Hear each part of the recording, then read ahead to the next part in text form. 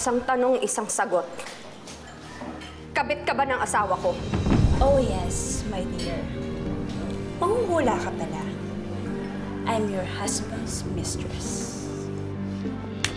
December 2016 nang unang umere ang afternoon prime series na Ika-6 na Utos. Bakit? Masisisi mo bang asawa mo?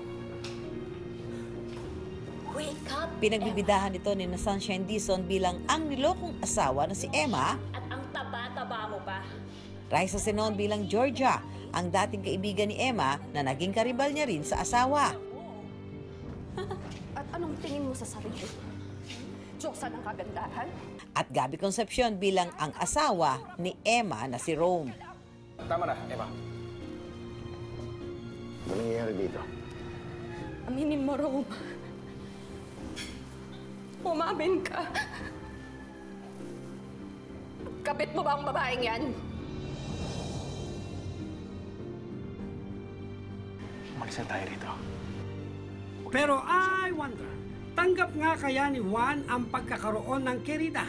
Kaya patok ang Ika-6 na Utos? Walang iyo! Halimbawa, katulad ng mapapanood natin sa Ika-6 na Utos, matingkad doon na merong pang-aagaw, matingkad na merong mabuting kalooban, katulad nung karakter ni Sunshine na biniktima ng ilang beses ng isang masamang tao, no? So, ano yun ang challenge dito, maipaliwanag natin sa viewers na hindi lang yan masamang babae, no? Kung hindi, isa siyang masamang tao, no? Hindi siya masama dahil babae siya o dahil mistress siya, kundi masama talaga siyang tao, no? Teka nga lang, Georgia. Ano ba talagang tingin mo sa akin, ha? Kagaya mo, nagagawing ang lahat makapanira lang ng pamilya? Siguro I can definitely say that it mirrors kasi what's happening in the society now. Siguro I also have to be honest and frank about it that probably somehow people look up to me because of my personal experience. And somehow they relate to me as a person and they also relate to the show because parang it's similar. In any way, sabihin mo lang sa... Ang batikang actress na si Loris Guillen na siyang direktor ng Ika-6 na Utos, nagbida rin noong 1983 sa mistress film na Nagalit ang Buwan sa Haba ng Gabi. But in the case of Georgia, ang parang wala siyang morality in the sense na kung ano yung gusto niya, she will get it by hook or by crook. Wala siyang kinukonsidera na religious or moral considerations, wala. Matagal na yan na kung pwede mo sabihin na medyo luma ng istorya. Pero actually, nangyayari, kaya nga it's an old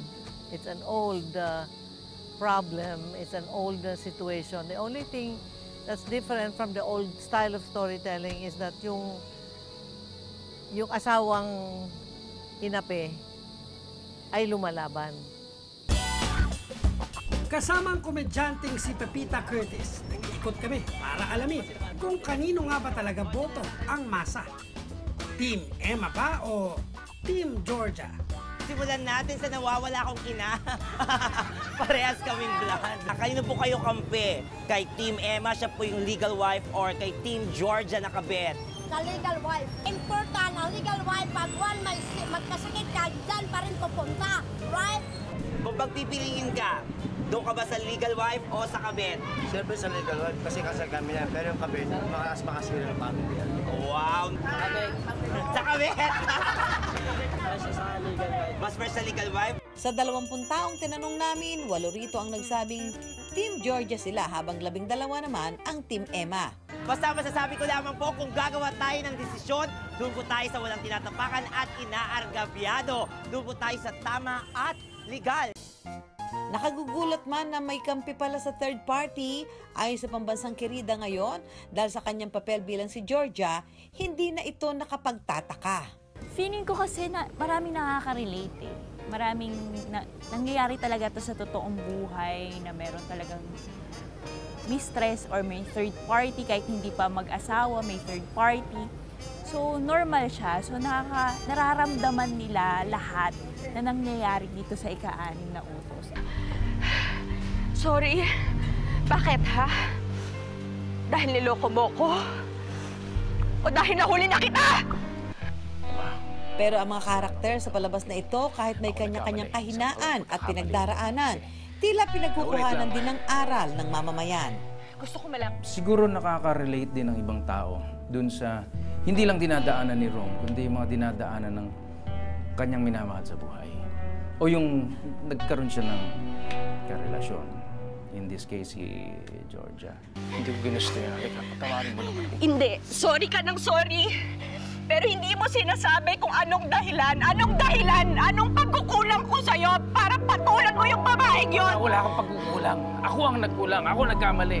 Lahat naman ng taong nagkakamali, maging lalaki, babae, meron kapatawaran. Lahat naman tayo nagkakasala o nagkakamali. So meron naman tayong siguro chance na dapat mabigay sa atin para maitama naman yon. At yun ang aral naman dito. Especially here in the Philippines, parang it's a taboo that it's not, openly talked about. So parang ito yung venue nila. Feeling nila, sila rin yun, di ba? They root for Emma the same way that they are actually rooting for themselves.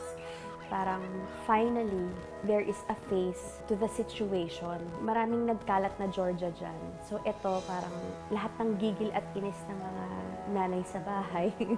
Kumbaga na ibubuntong nila doon. Emma, umalis ka na. Huwag mong pahiyain si Rom.